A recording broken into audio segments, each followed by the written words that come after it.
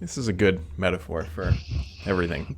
Yeah, there you go. The screen's not broken. Are you defragging the screen? Is that what that is? Yeah. As the podcast goes on, this will take one by one, and then it'll reorganize into something more pretty. That's funny. That's what it looks like, right? The old defrag screen. Yeah, you're not supposed to defrag the new stuff. New stuff being the old stuff that's been around for 20 years, solid state drives. Yeah. But yes. A couple of months ago, I had a discussion with someone who was saying he routinely defrags his SSD, and I was like, it's not. Does he do that right after he degosses his monitor? Yeah, exactly. I know, it's weird, right? Oh well. Anyways, here we are. It is Wednesday, January 9th. We are still in the middle of hell, and yeah.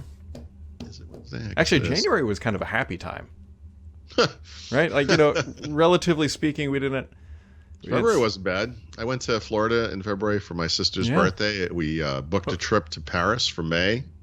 The year was looking good. My daughter was going to graduate from high school, go off to college. We had big plans. Yeah, it's funny. It's funny how plans change. Yeah. Yep. So, here we are. Microsoft had their Inspire. I think it's still going on. Still going on today, maybe this week. I don't even know. Anything inspiring in there to you, Brad? No, I bet Microsoft, all they had to do is we've inspired our stock price, but just showed the ticker, and that's all there was a lot of not news going on, and I tried hard not to point out and not to be a dick about it, but like, for example, like the Edge team put up a post like, here's what's new in Edge, Inspire Edition. There's nothing new. It's nothing new. None of it was new. There was a lot of that stuff across the board. There were a couple things that I think are notable, at least something that I'm going to try to play around with here in the near-ish future. So the big thing that stood out to me is that they're really integrating Power Apps and that kind of Power Flow process into Teams so that you can access all of that content with inside of Teams, including, because this was a dumpster fire up until now, to some degree, Power BI, which is, if you're not familiar, that's like their data analytical dashboarding tool, will now be able to do better integration into Teams, because, Paul, here is what I want to try to build as my first potential Power App. Okay. I want to build, so you can connect Power BI to Google Analytics.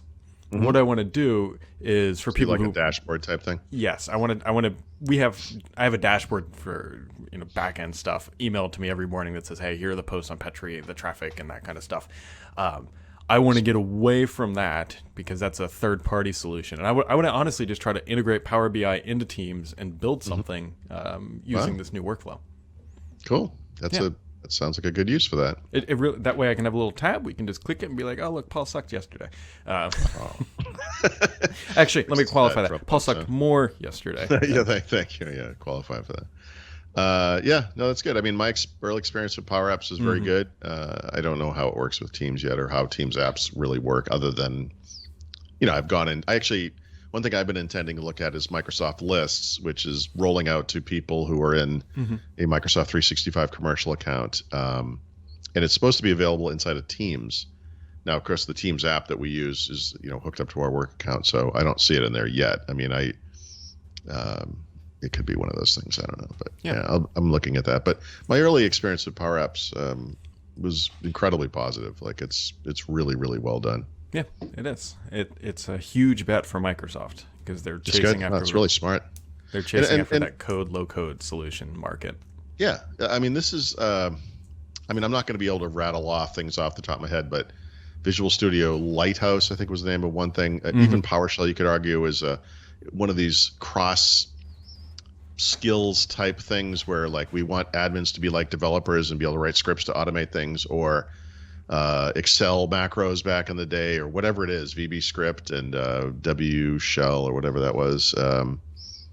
Like I said, I'm not going to be able to remember all of them, but they've been trying to provide normal people with a way to customize things themselves. And that dashboard thing that you're talking about is a great example. I mean, pull data in from 3 different places, and it builds a little UI for you, and off you go. It's nice. I mean, it's the ability to connect to the back-end data that matters to you, and even make it pretty if that's what you care about. I mean, it's all there. It's nice. Yeah. So that is something I'm looking forward to. They also showed off like a sort of a next-generation UI for Office. We'll see. Did they, Brad? Oh, I mean, did they show off? They showed off a very famous Sizzler video, as Microsoft calls them. So that was the one where I could not resist the urge to make fun of it because they showed nothing. It is absolutely frickin' pathetic. And if you read their little justification for like, here's all the things we've done and now we're taking the next step. Excuse me, let me stop you right there. You haven't done any of those things. Fluent is not everywhere. That one-line ribbon is not anywhere. It's in OneNote and Outlook, I guess. It's on the web. Mm-hmm. I mean, here's an idea. Why don't you finish the things you said you were going to do? Finish the things you just bragged about, okay? And then we can start talking about the next gen UX, which, by the way, you don't even show off. Nonsense. It's little emoticons flying around and those 3D images of apps that they love so much that look nothing like the apps. I take great offense to this kind of nonsense. This is just a waste of time. I kept waiting for, let me see the app. Let me see the app. There's no app. Well, Paul, you got to believe. You got to get that Office spirit right down in your soul that says, let me tell you something about my little black soul. I've been covering this freaking company for over 25 years, and they have never once risen above my expectations. So I'm sorry, but like I have way too much experience with this nonsense for me to believe that they're going to do anything right here. I'm sorry. That's like it's beautiful. Just I'm sorry. That's beautiful. You want to see what I wasted time on yesterday? Mm-hmm. Look at this. I got another camera set up. Look at this. This is called the confession cam. I'm gonna bring it over here. You want a third camera? Because I have an extra one from downstairs. You know that we could do like a 360 degree. Like. Yeah, downtown. Live stream. Actually, like a product cam. You could have like a.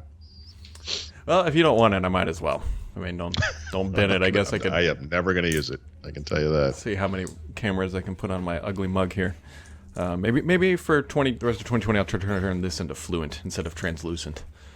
Well, if you're going to do it in Fluent, you should do it in little bits and babs. You could be like, I did one of my fingernails, and now my knee is Fluent. And then next year you can brag about how you switched over to Fluent, and only like 17% of you is Fluent. And then you would be just like Microsoft. A liar. I didn't even realize my water heater was just running. So if anybody heard background noise, that's what you heard.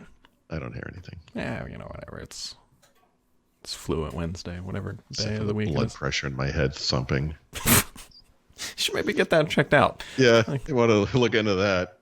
Blood just spurting out of my ear. Oh no, this is fine. I don't want to get corona. I'll just cover it with the. This will be okay. Let's see. Google shipped Chrome OS 84, which that is the same version as Edge, not inconsequent. Yeah, I don't remember this off the top of my head either, but Chrome OS releases tend to trail Chrome releases by possibly 6 weeks, maybe a month. I don't remember, but I don't really give a shit either. But whatever. So if you're one of those people who, for some reason, likes to use Chrome OS is open source, right? No. So technically, there is a Chromium OS. Or Chromium OS. Yeah, I think it works like that. I don't. That's again, I just have to admit I don't know too much about it, but I believe there is a Chromium, or either that or Chromium is part of the. Yeah. I think there's an OS component to it, but Chrome OS itself is probably not completely open source. So I'd be curious if anybody out there could take it and build an Edge OS and beat Microsoft to the punch. Yeah. Or just, the ability, even if you could just install Edge on Chrome OS would be kind of funny. Yeah, I mean, that's all that it is. Right.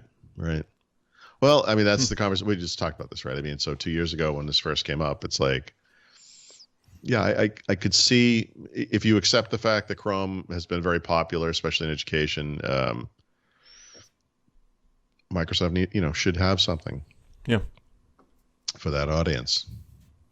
But they're too busy inspiring us with their UX design to. Boy. I'm checking in on the defrag here. It hasn't moved. Yeah. It's like a post, Brad. You can't watch it. Can I get my mouse over there? No.